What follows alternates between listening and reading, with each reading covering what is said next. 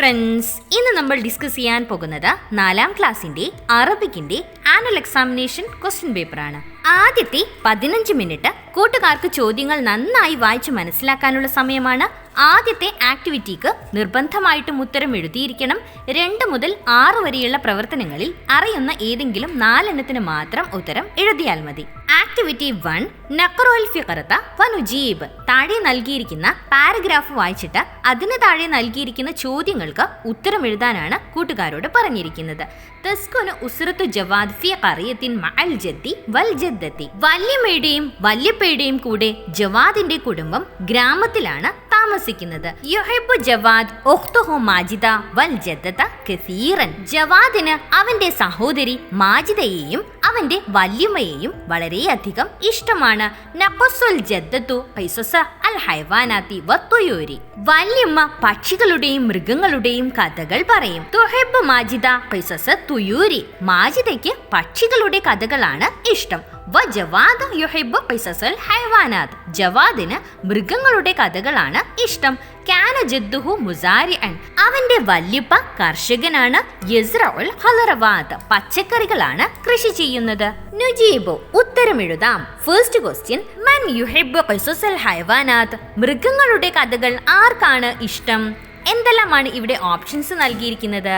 മാജിദ, അൽ ജദ്ദ്, Javad. ആർക്കാണ് മൃഗങ്ങളുടെ കഥകൾ ഇഷ്ടമായിരുന്നത്? ജവാദിനായിരുന്നു അല്ലേ?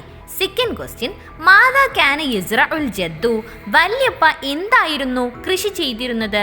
എന്തെല്ലാമാണ് ഓപ്ഷൻസ് നൽകിയിരിക്കുന്നത്? അൽ ഫവാക്കിഹ്, പഴങ്ങൾ, അൽ ഖളറവാത്ത്, പച്ചക്കറികൾ, അർ റുസ്, നെല്ല്. ഏതാണ് ശരിയായ ഉത്തരം?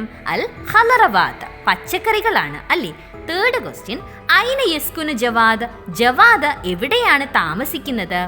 എന്തെല്ലാമാണ് ഓപ്ഷൻസ് നൽകിയിരിക്കുന്നത്? ഫിൽ ഖറിയ, ഗ്രാമത്തിൽ, ഫിൽ മദീന, പട്ടണത്തിൽ, ഫിൽ വാദി, താഴ്വരയിൽ. എവിടെയാണ് ജവാദ് താമസിച്ചിരുന്നത്? ഗ്രാമത്തിലായിരുന്നു അല്ലേ? ഏതാണ് ശരിയായ ഉത്തരം? ഫിൽ ഖറിയ. നെക്സ്റ്റ് ക്വസ്റ്റ്യൻ, നുകമ്മിൽ, പൂരിപ്പിക്കാം. ഫോർത്ത് ക്വസ്റ്റ്യൻ, കാനൽ ജദ്ദു ഡാഷ്. വല്യപ്പ ഡാഷ് ആയിരുന്നു. വല്യപ്പ എന്തായിരുന്നു? കർഷകനായിരുന്നു അല്ലേ? എങ്ങനെയാണ് നമ്മൾ അവിടെ പൂരിപ്പിക്കേണ്ടത്? കാനൽ ജദ്ദു മുസാരിഅൻ. ഫിഫ്ത്ത് ക്വസ്റ്റ്യൻ, തുഹിബ്ബു മാജിദ ഖിസസ ഡാഷ്.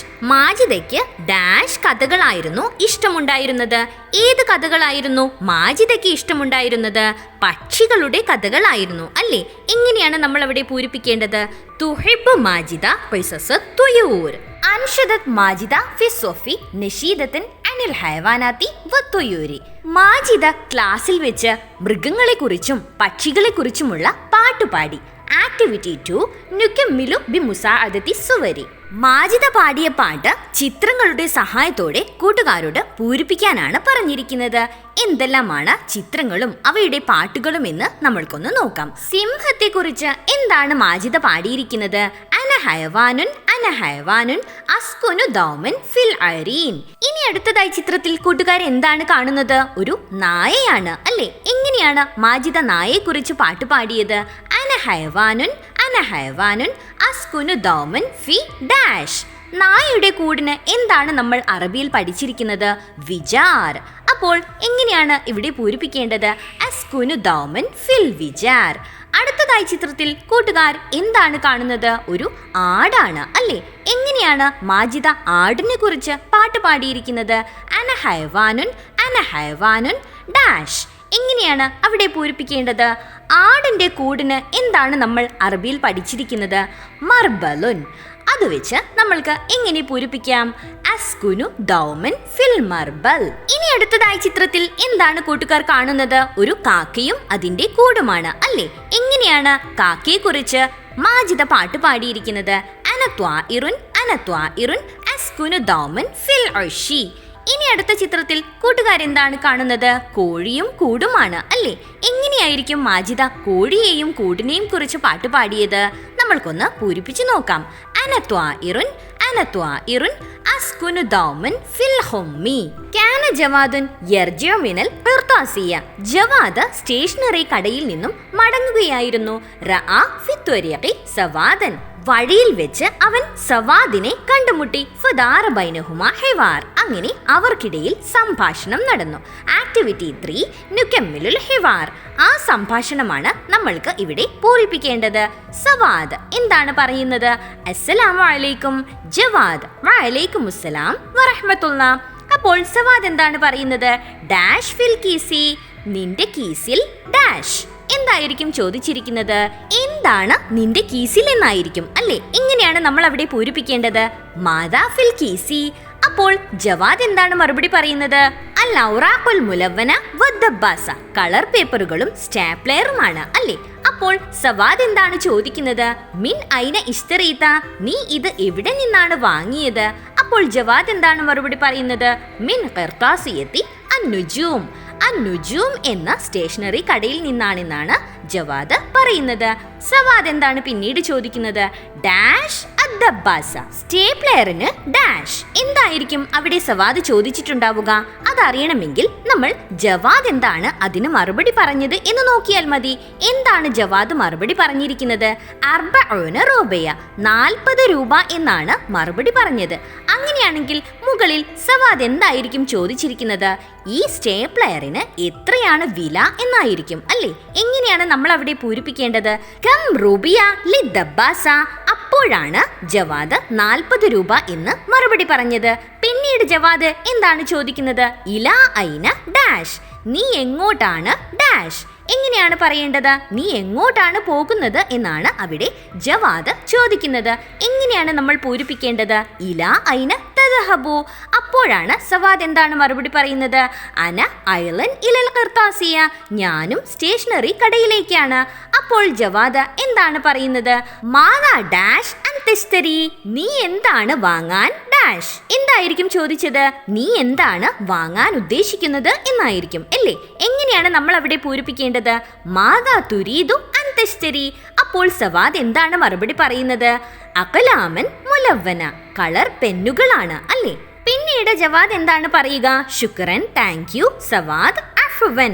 വസ്സഅത്തിൽ മുദരിസത്തു വറഖത അമലി ലിത്തുല്ലാബി. കുട്ടികൾക്ക് ടീച്ചർ വർക്ക്ഷീറ്റുകൾ വിതരണം ചെയ്തു. ബദഅ ജവാദ് യക്തുബുൽ ഖിസ്വ. ജവാദ് കഥ എഴുതാൻ ആരംഭിച്ചു.